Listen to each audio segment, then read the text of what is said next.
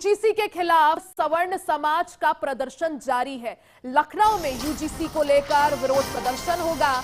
शाम 4 बजे परिवर्तन चौक से ये प्रदर्शन शुरू होगा। विरोध में करणी सेना का आज पैदल मार्च होगा। यूजीसी एक्ट को लेकर देश भर में सवर्ण समाज का प्रदर्शन जारी है। जगह जगह विरोध प्रदर्शन हो रहे हैं। तो आज यूपी की राजधानी लखनऊ में भी यूजीसी को लेकर विरोध प्रदर्शन होगा। शाम 4 बजे से लखनऊ के परिवर्तन चौक से ये प्रदर्शन शुरू होगा, जिसमें सैकड़ों संख्या में सवर्ण समाज के लोग शामिल होंगे। जिस तरह से अभी यूनिवर्सिटी ग्रांट्स कमीशन की तरफ से एक नोटिफिकेशन जारी किया गया है, उस नोटिफिकेशन का अब देश भर में विरोध हो रहा है। खासकर सवर्ण समाज के जो लोग हैं वो इसका विरोध कर रहे हैं, क्योंकि उनका आरोप है कि जो जनरल कैटेगरी के जो छात्र हैं, जो स्टूडेंट्स हैं, उनको किसी भी तरह का प्रोटेक्शन इस नए नोटिफिकेशन में नहीं दिया गया है। इस नए नोटिफिकेशन के तहत एक समिति बनाई जाएगी जो कि एससी एसटी और जो ओबीसी समाज के जो छात्र हैं उनको एक तरह से प्रोटेक्शन देगी। उनके खिलाफ होने वाले अत्याचारों पर यह समिति फैसला लेगी और इसी समिति का फैसला अंतिम फैसला माना जाएगा। वहीं जो जनरल कैटेगरी के छात्र हैं उनका कहना है कि उनके लिए ये नोटिफिकेशन समस्या खड़ी कर सकता है। और पुनीत मोहन हमारे सहयोगी अपडेट के साथ जुड़ गए हैं। पुनीत, यूजीसी के जो नए नियम और कानून आए हैं उसका देश भर में विरोध देखने को मिल रहा है। इसकी आग जो लखनऊ तक पहुंच गई है। लखनऊ में आज सवर्ण समाज के जो छात्र हैं, स्टूडेंट्स हैं, वो प्रदर्शन करेंगे। क्या कुछ अपडेट?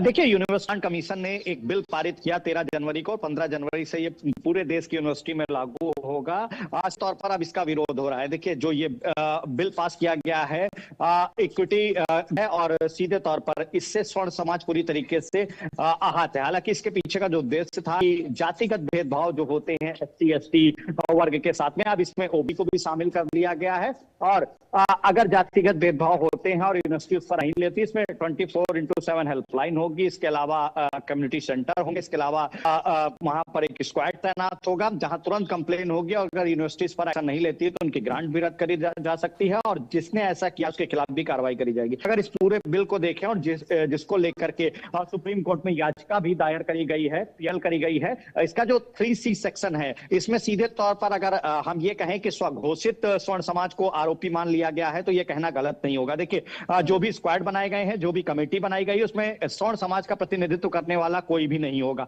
ऐसे में जो सबसे बड़ी बात है, इस बात को समझना होगा कि अगर कोई झूठा आरोप लगता है, तो स्वर्ण समाज कहां शिकायत करने जाएगा? यानी कि जिसके ऊपर आरोप लग रहा है उसी को सफाई देनी होगी और जो आरोप लगा रहा है वो बिल्कुल निश्चिंत रहेगा कि क्योंकि उसे कहीं सफाई नहीं देनी है।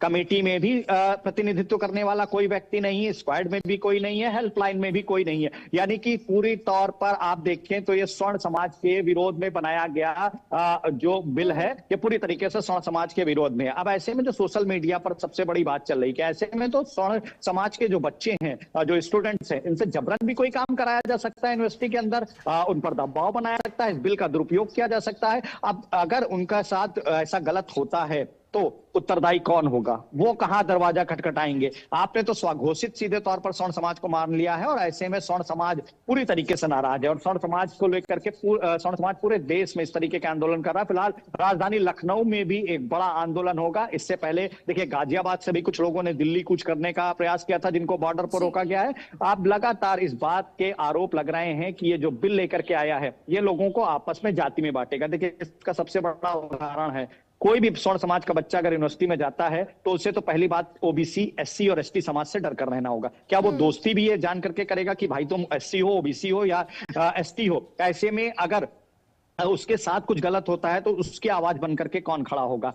जिस तरीके से कांग्रेस 2011 में कम्युनल बिल लेकर के आई थी, देखिए अगर आप कम्युनल बिल को पढ़ेंगे तो उसमें सीधे तौर पर अगर कहीं दंगा होता है तो अल्पसंख्यक समाज को पीड़ित और पीड़ा देने वाला, प्रताड़ित करने वाला बहुसंख्यक समाज मान लिया गया था। उस समय दिवंगत नेता अरुण जेटली ने ही इसका विरोध किया था, लेकिन आज बीजेपी वही काम कर रही है और सीधे तौर पर एससी एसटी ओबीसी को एक तरफ कर दिया, जनरल कैटेगरी को एक तरफ कर दिया। अब ऐसे में जातिगत भेदभाव बढ़ेगा, लोग जातियां पूछ करके दोस्ती करेंगे। स्वर्ण समाज के बच्चों के साथ में इस बिल का दुरुपयोग होने की पूरी आशंका है, जिसको लेकर के सीधे तौर पर अब विरोध हो रहा है। जी पुनीत, क्या माना जाए, क्योंकि देखिए देश भर में इसको लेकर विरोध हो रहा है, क्या यूजीसी पर एक तरह से प्रेशर बनाने की कोशिश, और अगर प्रेशर बिल्ड होता है, क्योंकि देश भर में जिस तरह से अब आवाज निकल कर आ रही है सामने स्वर्ण समाज के लोगों की, क्या बदलाव किए जा सकते हैं? क्या समिति में, क्योंकि यही चीज कही जा रही है कि समिति में स्वर्ण समाज के बच्चों का प्रतिनिधित्व करने वाला कोई नहीं है, तो क्या समिति में किसी को ऐड ऑन किया जा सकता है? क्या कुछ यूजीसी की तरफ से पॉजिटिव रिस्पॉन्स देखने को मिला है या रिस्पॉन्स नेगेटिव ही है? देखिए, अभी तक यूजीसी की तरफ से किसी भी तरीके की कोई प्रतिक्रिया नहीं आई है। फिलहाल जो equity in higher education 2016 bill लाया गया है, इसका विरोध हो रहा है। और जो सबसे बड़ा विरोध है कि जो 1956 में जब इसकी स्थापना हुई थी, तो जो इसके मानक लिखे गए थे, ये उसके विपरीत है।